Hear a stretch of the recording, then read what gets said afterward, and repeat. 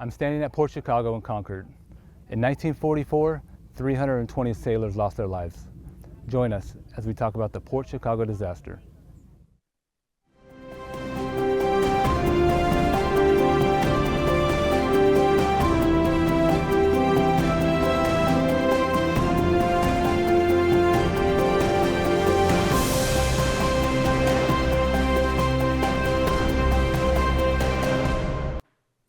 Thanks for tuning in to Veterans Voices. I'm your host, Joshua Zebley, and my co-host is Elena Kim. Today we'll be having an in-depth discussion about one of the worst domestic accidents in World War II.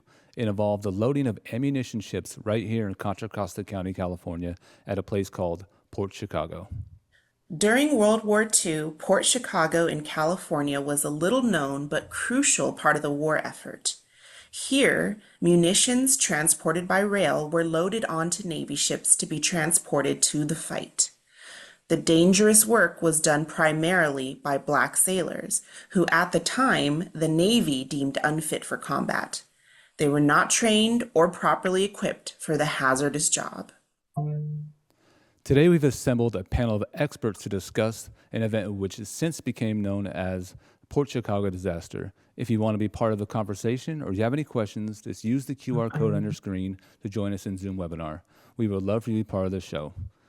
Please welcome Yuli Padmore of the Port Chicago Alliance, Adjunct History Professor David Zimmering, Reverend Diana McDaniel of the Friends of Port Chicago Memorial, and Supervisory Park Ranger Hillary Grabowska.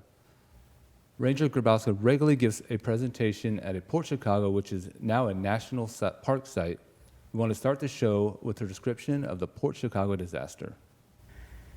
Which is unfortunately going to bring us to the night of July 17th, 1944. Out at the pier, we have two ships. On the land side, we have the E.A. Bryan. It's almost completely full. It's getting ready to set sail soon. On the water side of the pier is the Quinault Victory. This is a brand new ship. She is on her maiden voyage. She had just stopped in Martinez to be refueled, and she's arrived, and they're going to be loading her that night. In between the two ships on the pier are 16 rail cars filled with ammunition waiting to be loaded. And then at 10:18, something happens. We don't know exactly what, but within 6 seconds of each other, there are two explosions. The E.A. Bryan is virtually obliterated. The Quinault Victory is ripped in half and flung 500 feet off the coast, rotated 180 degrees and flipped upside down. The pieces of metal we see here are most likely from the Quinault Victory. Debris is flung as high as 2 miles up in the air. The explosion registers as a 3.4 on the Richter scale in Berkeley. Windows in San Francisco are broken, and the blast can be felt as far away as Boulder City, Nevada. First off, I want to thank you all for joining us today to talk about the Port Chicago and the history of Port Chicago. Very important for the military, for the county, for African Americans, for the history of our county, I mean, especially. And I was actually on that tour with you, Hillary, and it was great. Right when we saw you do that, I was like, we need to have Hillary as part of this show. And thank you, Reverend McDaniel and Professor Zimmering. So let's start at the beginning. Let's start before the explosion. How were Black Americans treated by the military in World War II? It's not the same across the board, right? What we see in the Navy is very different from what we see in the U.S. Army Air Force. You see the Tuskegee Airmen going on, but in the Navy, unfortunately, African Americans are not given an opportunity to show their worth as they have throughout all of American history. Yuli or Professor? So certainly the Navy was the more conservative branch of the military, because you did have the promotion of the first black general, Benjamin Davis, by President Roosevelt in 1940. But then you also had the first Marines, black Marines that were able to serve at this time. But at the same time, there was actually a consistent pattern across all of the military branches, because even though the Army had officers, most black soldiers were still doing what was considered grunt work. wherein they were digging ditches or providing supplies, like the famous Red Ball Express. So the Navy was more conservative, but it did fit the general pattern of this prejudice that black servicemen just could not sustain themselves in combat. Remember, it was 1944. It was a hard time in this country in regarding our racial relations, and African Americans weren't considered human and not able to learn. So it wasn't a pleasant time.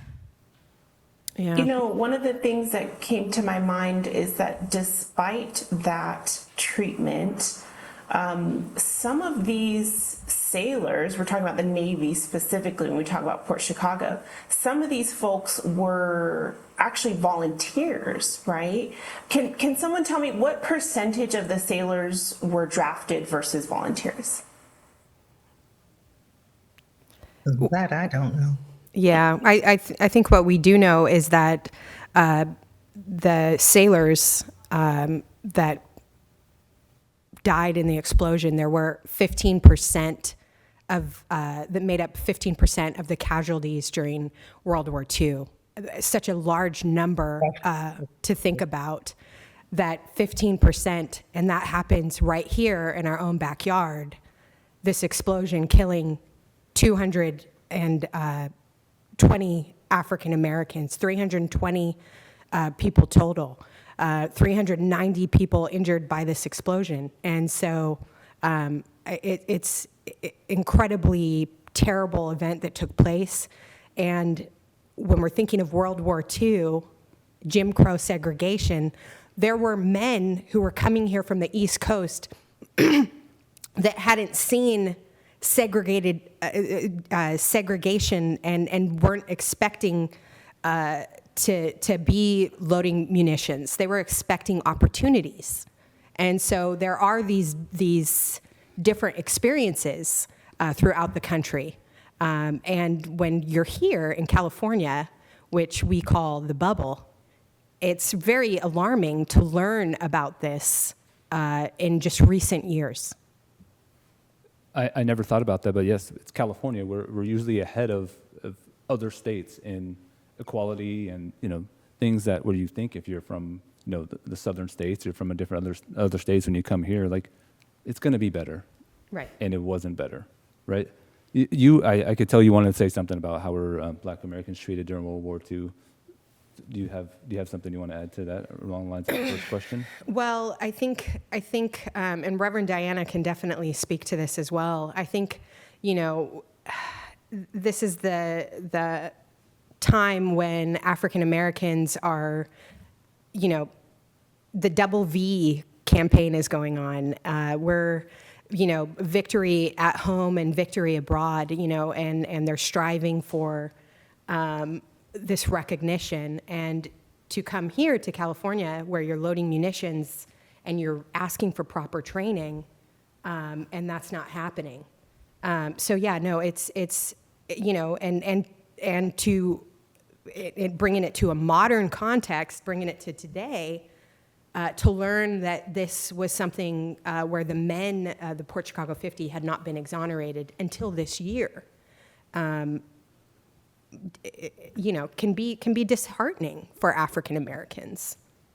So do you think the Your question, Lena. During that time, when after the Japanese bombed Pearl Harbor, the whole country was in an uproar. Our country, and every young man, maybe not every, but many, many, many young men wanted to sign up and fight for our country. And so we had the same thing in the African American community. Many of these guys signed up. I don't know how many I don't know how many were drafted, but I know many of them because I've read some of their comments. They actually signed up to help win the war. And yes, victory. They were hoping that when they fought and were in the military, that when they came home, they'd be treated better, but they weren't. I think that's such a good point, and especially, bring it home to like veterans like myself, right? I mean, we only know a volunteer military. And I think when people look back on World War II, they think of it as, well, they were drafted, right? And so I really just wanted to point out that, yes, some Black Americans were drafted, just like some white Americans were drafted, but they were also volunteers. Yeah. And they volunteered, as you're saying, with this hope, right? In addition to hoping that they were, that they would be treated as equals after serving their nation, I'm assuming that there was some assumption that their treatment in the military might be a little bit better as well. But I don't know if that was the case. And I wanted to ask, what was the training and the safety standards like during this time for Black sailors versus white sailors? Well, in particular, at the Port Chicago Naval Magazine, the sailors went to basic training, which was outside of Chicago, and then they were sent here. And they didn't have specialized training in handling of ammunition. They didn't get any sort of education in what they were handling or anything like that. So in this situation, that's what we know. There was literally nothing.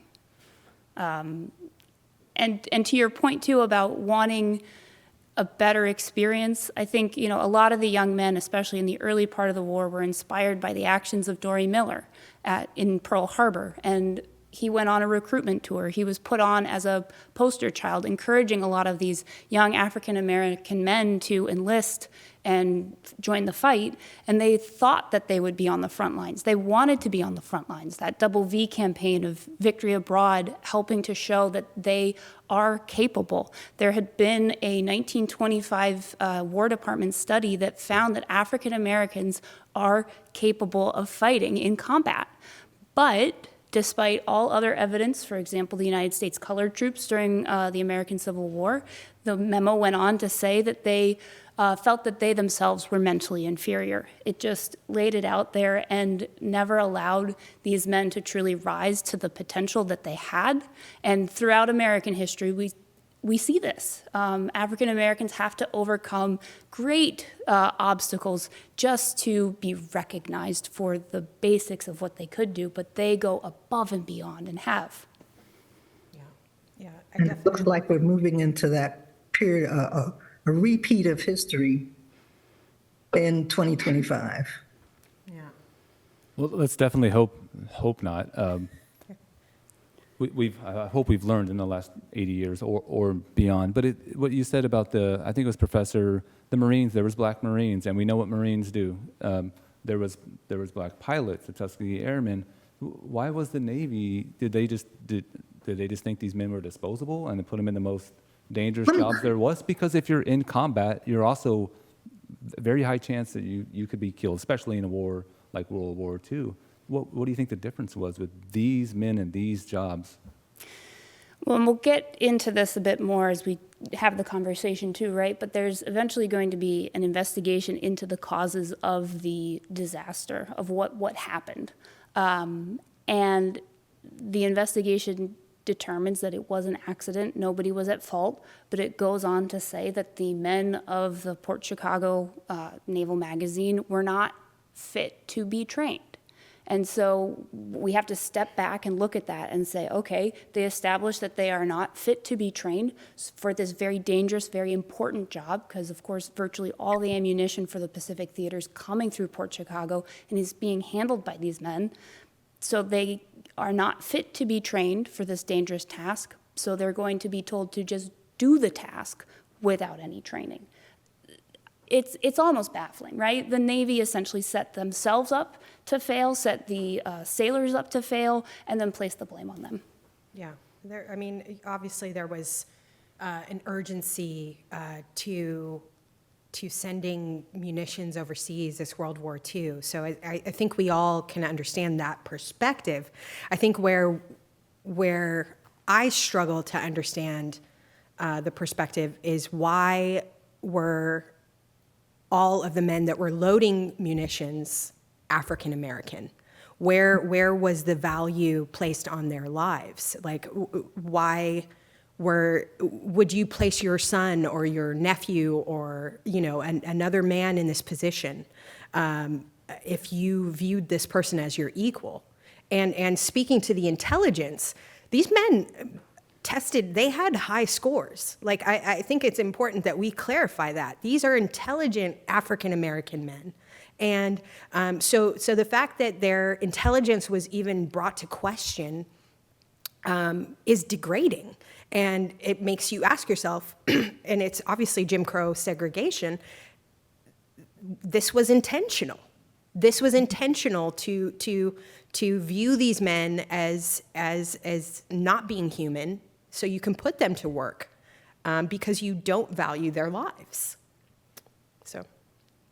And just adding to that, there are any number of examples of how black servicemen would attempt to be able to show what they could do, but then there was just the overwhelming prejudice that had come from not just the legacy of slavery, but also Jim Crow, as well as eugenics, which had that scientific theory that only whites could actually perform some of these duties.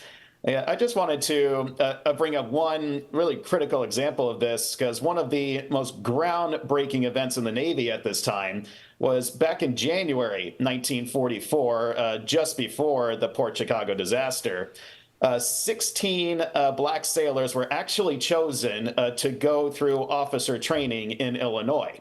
And they they said, this is normally a 16-week course, but you need to do it in 8.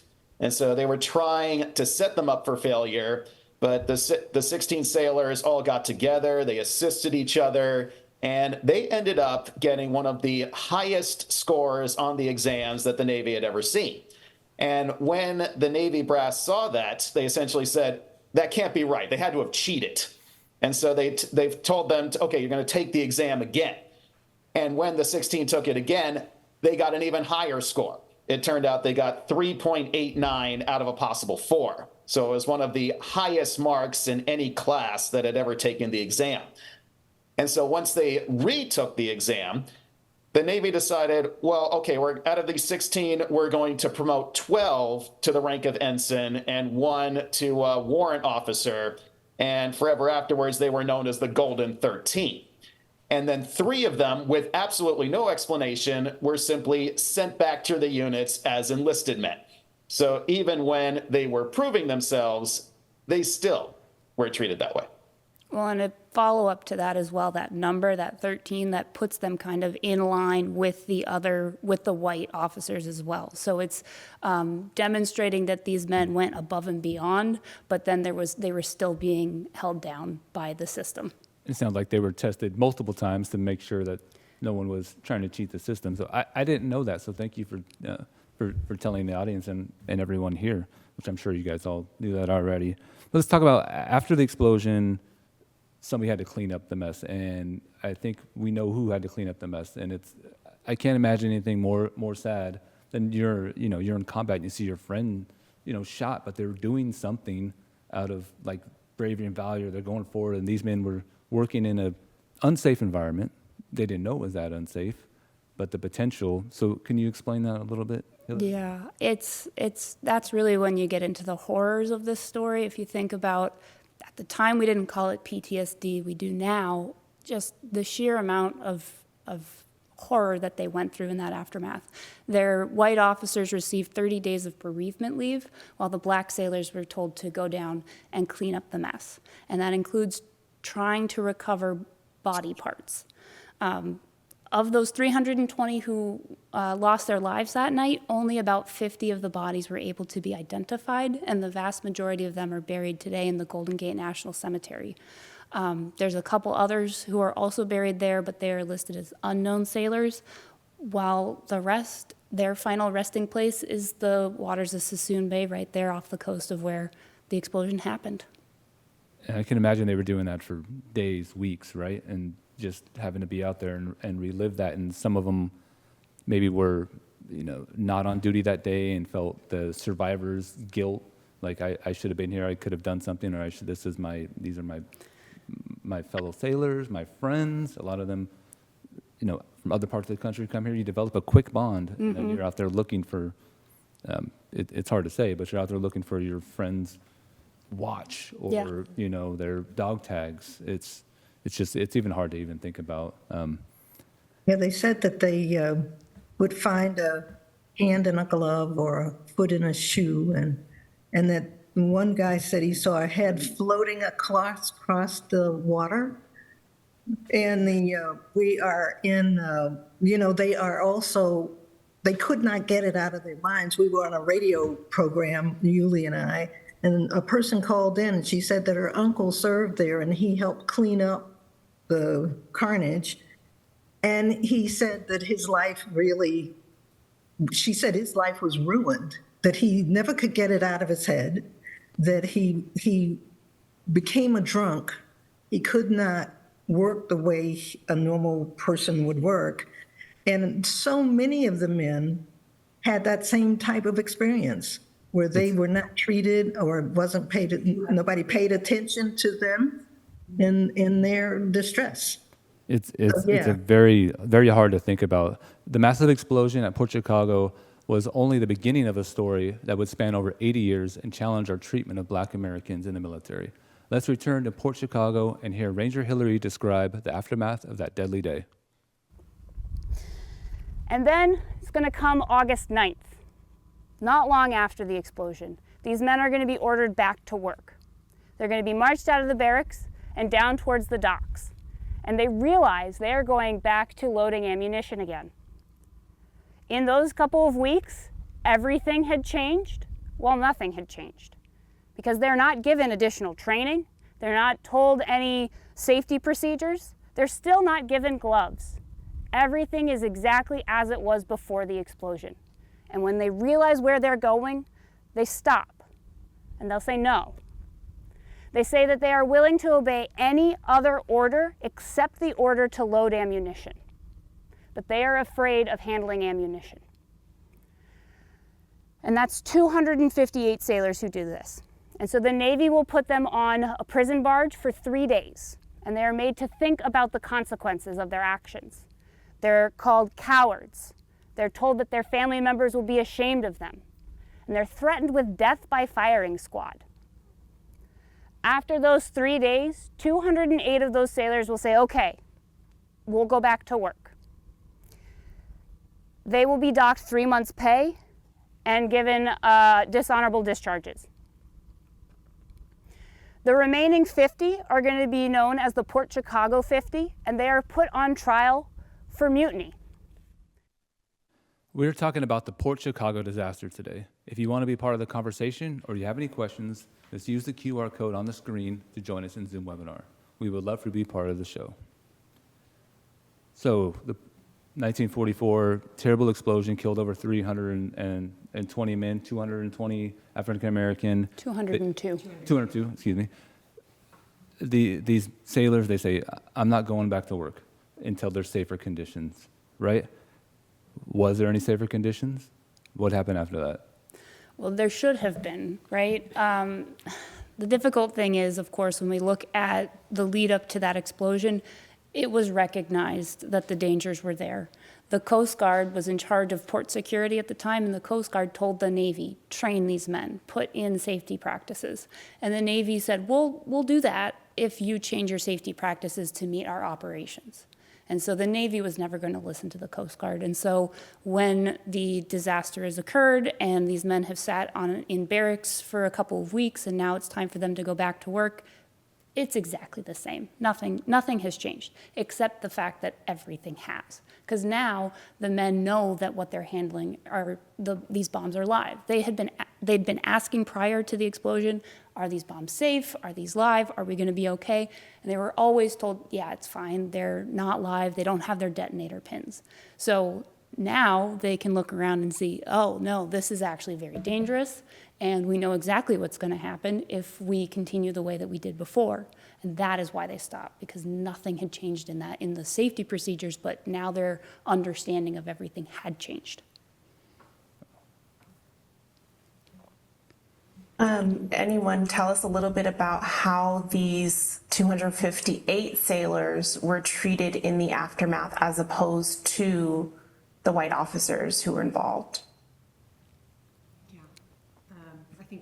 Hillary kind of mentioned this earlier, they weren't given the same survivors leave benefits. There were a lot of impacts that lasted, for 80 years.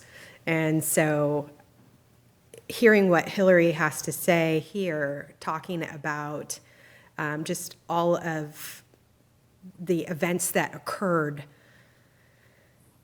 I mean, I can't lie. I'm definitely, it's traumatizing, right? And I take it personal. And we all should, right? It was a huge error, and very uncomfortable. It's uncomfortable to think of. Yeah. So as far as benefits, 30 days, right? 30 days bereavement. The 258, along with other sailors of the base, were put on barracks duties for about 3 weeks. And so what that was just kind of sitting and waiting. And so from the explosion up until August 9th, when they're ordered back to work, in those 3 weeks, they're just sitting there and thinking and dwelling on the horror, on the loss of their friends, on the cleanup. And then with that order, or even, honestly, it's a non-order, because the men, when they're later talking about this, they say that they were never explicitly given the order to go back to loading. They were just sort of marched out, and they realized where they were going. And when they realized that they were going back to doing exactly as they'd done, that's when they stopped. But they were never explicitly given the order to load again. That never came. So that adds to this whole complicated story of when they refuse and the Navy puts them on a prison barge, for what? They hadn't actually refused an order yet. Yeah, this is I think where I draw strength, and where I feel empowered, knowing that these African American men, in a time that was not supportive of their existence, that they stood together and stood for what they believed in. This was not an easy stance to take, right? I mean, you didn't receive proper training. You brought it to their attention, to your commanding officer's attention, in a very civil manner, and not as so-called mutineers. You're asking for what any of us would ask for today, which is safe working conditions, which now we have OSHA, right? Which protects us for these kind of things. But for me, there's pride in this resistance. There's pride in these men knowing, and this is a part of our history. This is where we can be proud of what happened here in California, that these men believed in themselves and that they drew that strength, which, will later bring Thurgood Marshall to town. Reverend Diana looks like she has something to say. Go ahead, Reverend.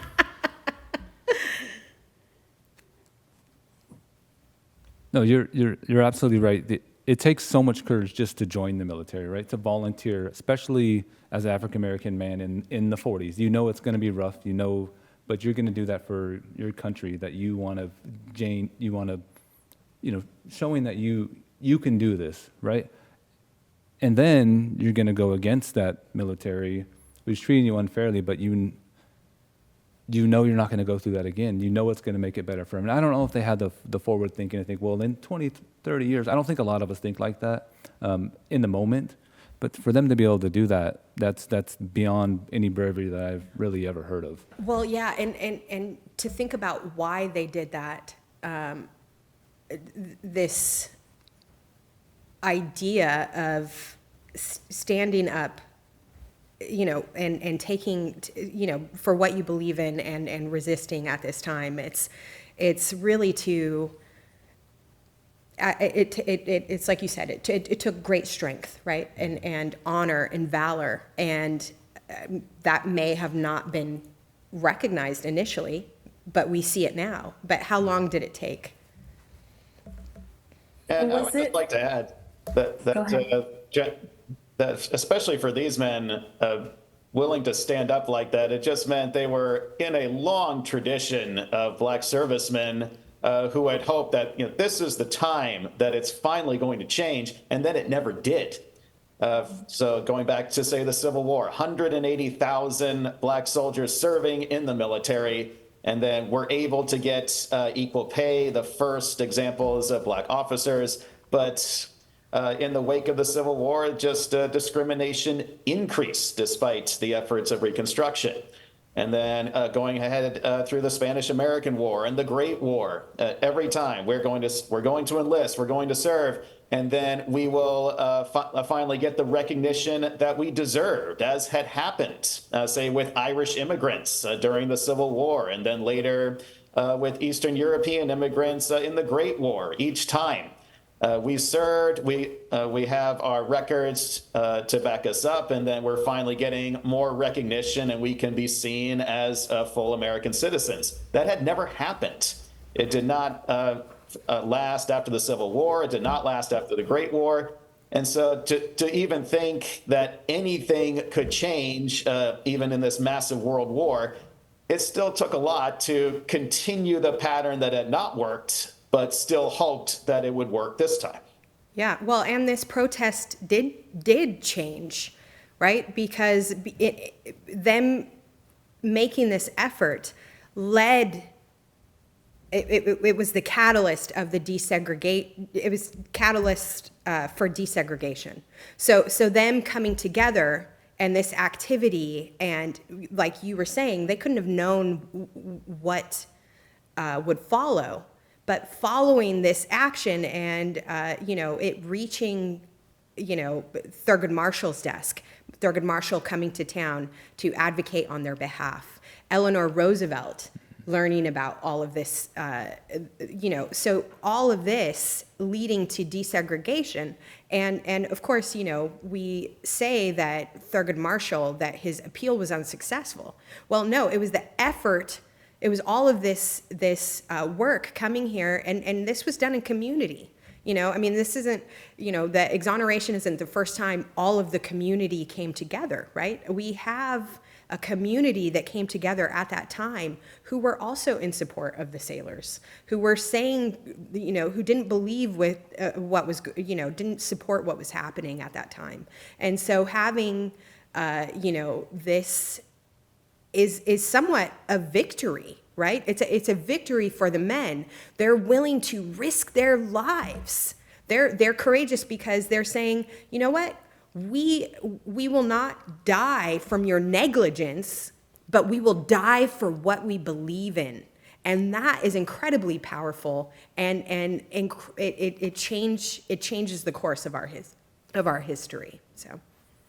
Yeah, one of the things the survivors of the explosion, some of they would say, we want people to know that we did our darndest to win the war. We did our part. We worked as hard as we could. We didn't slough off. We didn't like the racing of the ships to try to load the ships as fast as possible, but we did our best. That's such a good point to bring up, Reverend McDaniel, because it's almost like this is such a moment in history that we forget that these folks were patriots, right? They signed up because, not just because they had hope for the future, but also because they cared about their country as it was, regardless of the fact that there were these obvious inconsistencies and inequities. And the thought that comes to my mind really in how the Navy treated these folks afterwards is really punishment. It's almost like when someone makes a mistake and they know they've made a mistake, and they want to sweep it under the rug real quick so they will blame the victim, right? And it's unfortunate that this tragedy had to occur for some of these sailors to just really stand up and say, we're not going to do this. And earlier, Yuli, you talked about it as a so-called mutiny. I heard it was referred to as a protest when these 50 sailors stood up. Why is it important why is that language important? Why is it important that we call it how we're speaking about it today? Well, I think for so many years, they held this dishonor. Their families were impacted, and still are impacted, right? Haven't received their benefits yet, and I mean will with the exoneration. But the years of trauma, and it's important for us to recognize when we have people who are here in America, who support our values, who love our country, and who want to serve, who are here serving as honorable, servicemen, just like every veteran that we have today, yourself included, that deserve to be recognized. They deserve to be recognized for this effort, and the protest. That's a part of it. Saying the words protest, and to clarify, not disobedience, because there is a difference. There's a difference between protest and disobedience. These men followed the rules of order, which is important. As a veteran, as a leader, we all understand the importance of following orders. That's not what they asked for. They asked for proper training. And so when you're asking for proper training and someone does not value your life, that is when we can say, you know what? I think it's okay for us to evaluate whether this person, outweighing what's the risk, right? What's the difference between me dying via firing squad versus me dying loading munitions? Well, I'm telling you, if I were them, I would rather die with honor. And I think that was the choice. And I When also we think of- say, thank you, Go ahead, Yuli. I was thinking that when you hear the word mutiny, you tend to think of someone trying to overthrow Exactly. the government or overthrow the commanders, or fighting, doing something. But this was not a mutiny. It was simply, maybe in today's terms, if they've redefined it, but there was no violence. There was just a work stoppage. They just stopped.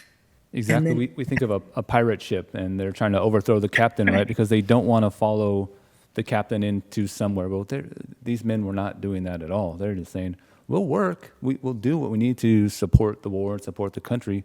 We just don't want to be in an unfair danger, right? They know they're going to be in danger. It's dangerous. Loading weapons is dangerous. But let's make it as safe as we can possibly make it. Another thing so my generation of veterans, Atlanta's, even a little before us, if something bad happened and you're an officer, it's your fault. Doesn't matter if it's an accident. It doesn't matter if it's not an accident. So the fact that these white officers were just able to just go on leave, and they probably weren't helping identify bodies. I can guarantee they were not doing that. That's not happening now. I don't know if the Port Chicago disaster had anything to do with that, but it just tells us how different things were then, and definitely a lot had to do with it, of course, because they were African-American sailors and not white sailors. But that's just not how the military is. So it's the leadership. I hope they learn from that a bit. And just like to add one other point about language is that, yes, this was certainly only a protest because they were willing to carry out any other order except loading ammunition because they did not have the right training. But I actually think that one reason that the Navy officers were willing to call this a mutiny actually just goes beyond the act itself. And we have to kind of look back at the broader context here, is that these are mainly black sailors with white officers, many of whom actually came from the South. And so these officers were often put in charge of all black units because there was an assumption among many white citizens at the time that white Southerners knew how to, quote unquote, handle black citizens, or in this case, black sailors. And so when these black sailors were not following the orders of their white superiors and were actually just not only protesting, but in their minds standing up to white authority, that could actually look, especially in a white Southern perspective, as mutiny, because they were not just challenging an order, they were challenging the broader racial order. Thank you, Professor. The story did not end with the so-called mutiny of the Port Chicago 50. Many people fought for decades to clear the names of these brave men who sacrificed so much in the name of justice and change. Let's return again to Port Chicago to hear from Ranger Hillary. In 1999, President Clinton reaches out to 3 of the remaining Port Chicago 50. And we think that they are the last of the Port Chicago 50. And he offers them the opportunity for a presidential pardon. Now, the issue with a presidential pardon is in order to accept it, you have to admit guilt. Now, 2 of these 3 men said no. What they did was they did nothing wrong. They simply said no. They wanted safer working conditions. Their understanding of a mutiny would be that it's a violent takeover of a base or of a ship at high seas. They didn't do that. They just said, let us be safe. The 3rd man, Freddie Meeks, says, yes, I'll take it. Not because he doesn't think that what they did was wrong, but he appreciates that President Clinton is helping to shine a light on the story, to bring it to the forefront. In 2009, we become an official part of the Park Service. We are actually President Obama's very first park that he establishes. But until that point, the Port Chicago 50 were still labeled as mutineers. And they continue to be so labeled until this past July. On July 17th, 2024, 80 years after the explosion, the Secretary of the Navy exonerated all 258 sailors. We're talking about the Port Chicago disaster today. If you want to be part of the conversation or you have any questions, just use the QR code on the screen to join us in Zoom webinar. We would love to be part of the show. So now we're talking about the exoneration, the pardon, what this 80-year fight was. I mean, that's 80 years, right? I mean, none of us, most of us maybe that are watching the show are probably not, that's our grandparents, right? That's our grandparents. So what was happening between 1944 and the pardon was 1996? The pardon was 1999. 1999. Okay, so what was happening between those years? Well, a big part that took place, 2 things I would say. One, the story was left off. It should have been an education for everybody, something that we can look to and see the dangers of discrimination and what that can result in, and we should be able to learn from it. But instead, it was an embarrassing story for the Navy, and it was also a story that a lot of the Port Chicago 50 themselves didn't want to talk about. They carried a level of shame, and that's got to be so hard for all these years. So you've got that aspect of the story, but then you also have a researcher by the name of Dr. Robert Allen, who worked closely with Reverend Diana. He found information in the archives, and he was curious about this story, and so he started the process of writing the book. And he went out and interviewed a number of the Port Chicago 50 sailors, heard the story from their own words, which hadn't been done before. And so he wrote the book and really got it started. And that's what eventually led to the memorial being established, and then the park also eventually being established. So I think Reverend Diana can really speak to a lot of this as well, since she was so involved in the establishment of the park. You know John Lawrence, who was George Miller's chief of staff for many years, and then he worked with Nancy Pelosi as her chief of staff. John Lawrence found the story also, and about the same time that Robert Allen did. And so he was with George Miller, and so they started investigating. Robert Allen was investigating and doing his oral interviews and writing his book. And one day, John said he was walking, I don't remember what state he was in, I think he said Virginia. He said he was walking along and he saw a bookstore and he looked on the shelf and there was a book, The Port Chicago Mutiny. And this book was written by Robert Allen. So he reached out, met Robert Allen, and they began to work together. So it was a continual process. There were petitions created. There was a friends group similar to ours. It was our predecessor. And they and George Miller put in language, asked for it to become a national memorial, and the work began. The story began to be spread. By the way, there's an Audible book, Port Chicago Mutiny, that if you would like to, it's by I keep thinking John Lawrence, but it's Robert Allen, Robert L. Allen. Tells us. Yeah, curious too, Reverend Diana. You when you said that Robert Allen and John Lawrence were working at this at the same time, did you mean John Lawrence was working on this like what year? Because I'm thinking about Robert Allen taking the Greyhound and meeting with the men. Right. During that time, Robert's book was published in 1989, and it was in the 80s that John found the story too. And he began work. And then when he found Robert's book, it just provided all the research and the information that they needed to move for it to become introduced to Congress, for it to become a national memorial. Got it. So it sounds like John Lawrence had been doing research probably right around the time that the book was published. Is Right. that what you're saying? Okay. Yeah. Okay. Yeah. Sorry, that was news to me. So I'm a nerd here, and I'm like, oh, I love sitting And with then in Reverend Diana. 1992, it became the National Memorial. In 1994, it was dedicated as a partial unit, I guess, of the National Park Service to be at least taken care of by the National Park Service. Yes. But there was still 40 years in between before folks started doing research. Oh, yeah. I mean, I know the family was affected, but like you said, Hillary, that they didn't want to talk about it. It is a very, very tragic event. The NAACP had talked about it. They had some resolutions. They published that booklet, Remember Port Chicago, and it was how Robert found out about it was he ran across a booklet that was printed, and I don't remember the year. 45. Yeah. By the NAACP, and he said, "Remember Port Chicago?" And Robert said, "No, I don't remember it. I don't know anything about it." That's the pamphlet that has the mutiny question mark. Is that right, Reverend Yes. Diana? Yes, right.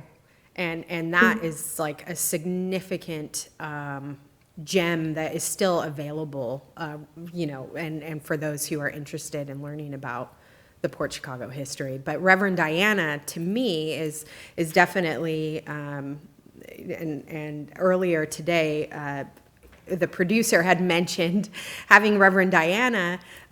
She's very, our community just abundantly respected. And that is because this person here, when we're talking about exoneration and reaching this point, was steadfast for, and I think it's important to give people their flowers, presently. And Reverend Diana consistently showed up. She showed up every day. I learned about it in 2015 and was just in awe when I saw Reverend Diana, because I'm a Port Chicago nerd, and know that she has done this incredible work with Robert Allen. But the dedication and the steadfast stick-to-itiveness that you have to maintain to get us to this point in 2024, right? So Hillary mentioned in 1999, that's Freddie Meeks. Well, Reverend Diana, tell us about that. You were there, and so it's important to recognize, that this is not something. Yeah. Let me just say that I didn't think this would happen in my lifetime, because I didn't believe that our country could move to that point to exonerate the men. So we had to have the right people in the right place at the right time. And not that there wasn't work being done and people writing, having the petitions or making movies like Morgan Freeman's movie about Port Chicago, and Robert Allen's doing his work. It's like everybody came together to do this, and everybody did a little part, Mark Desaulniers has been our champion since George Miller retired. And don't he forget picked Barbara it up. Lee. Barbara Lee, Roger Wright. We had state legislators who, in the beginning, Ron Dellums in the beginning. Sandra Evers Mann. We could name a whole bunch of people. There was someone you mentioned, one of you mentioned earlier, Thurgood Marshall. And Thurgood Marshall. maybe we could get a little more into his role in this, because that's a very influential person, an African-American man in the 40s that stood up, although he couldn't. I'm going to let you take it. Okay. Yes, Yeah.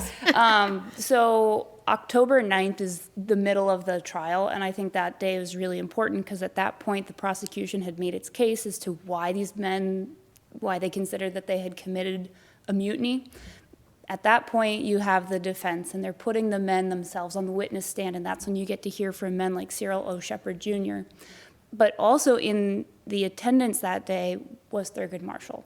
The Navy they must have recognized that there was going to be accusations of racial discrimination, because the Navy was advertising this trial, trying to be transparent, but also trying to sway the opinion towards their side.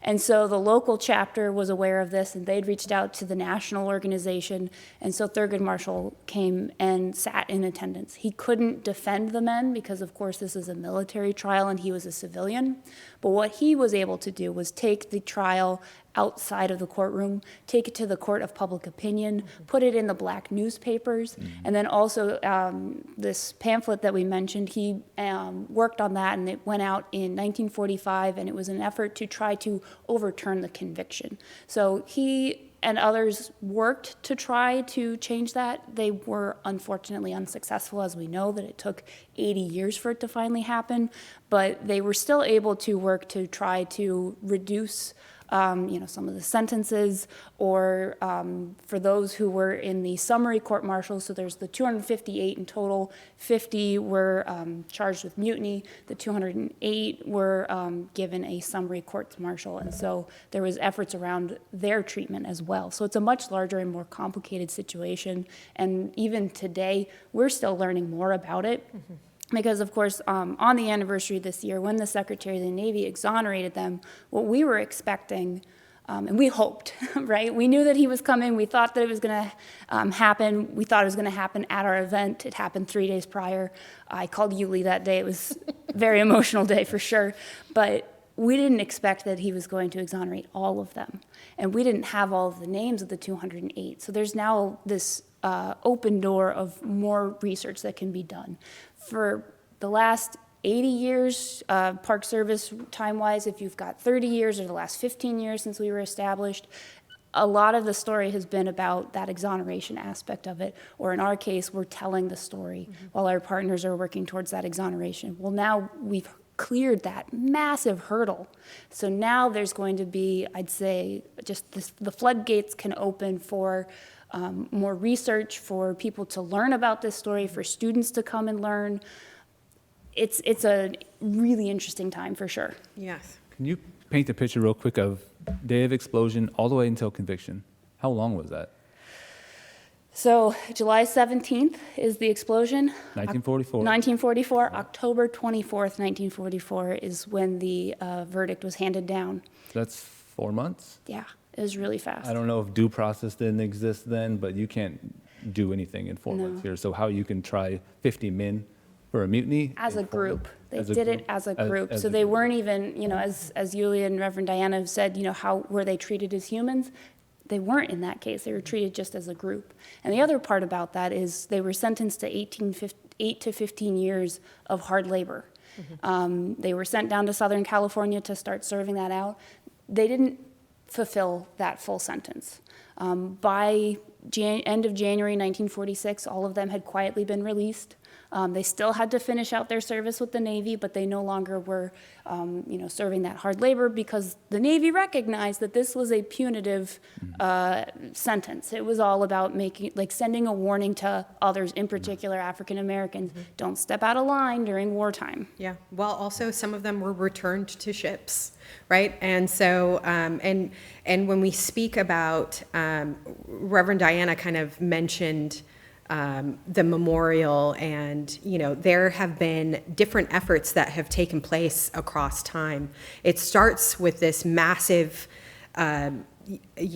community organizing that Thurgood Marshall takes on with NAACP. This NAACP effort with the community and is actually recorded by the Navy, that they have to make a conscious decision to make a change and to return, that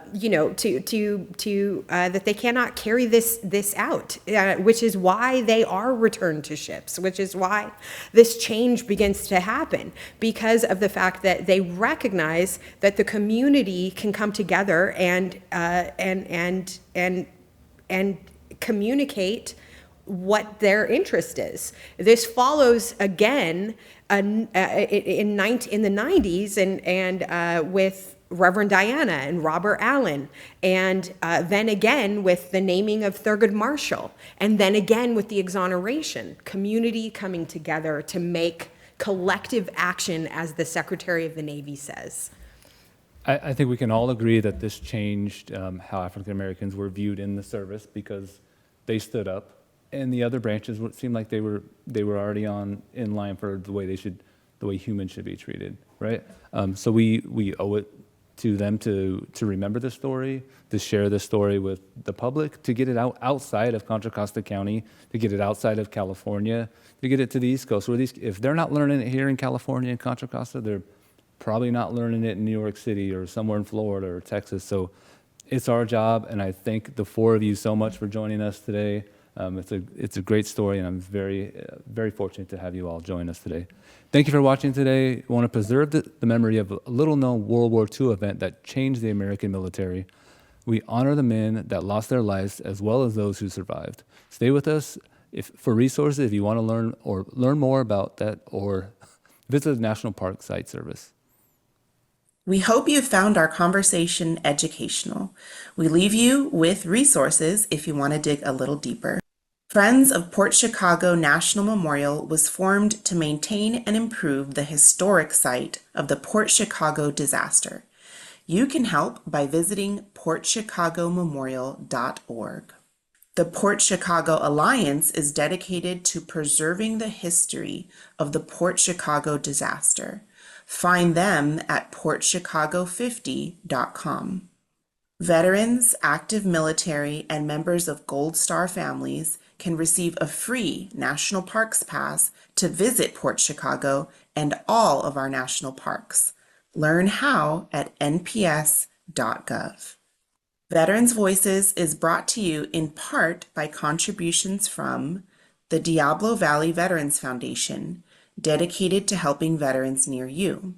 American Legion Post 246, honoring the tradition of the American Legion in Danville.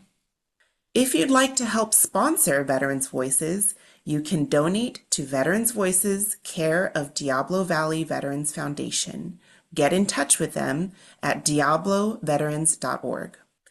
To rewatch tonight's episode, check back on our homepage later this week, or check your cable provider's schedule for rebroadcast times. You can also rewatch this episode and many others on our YouTube channel, Veterans Voices of Contra Costa, so be sure to subscribe. Just follow the QR code to find us on all our social media. Our next show will air on Wednesday, December 11th at noon. It will be our big year-end show highlighting some of the best moments of Veterans Voices from 2024. You won't want to miss it. To all our veterans and their families, thank you for serving. To all who tuned in tonight, thanks for watching and have a great evening.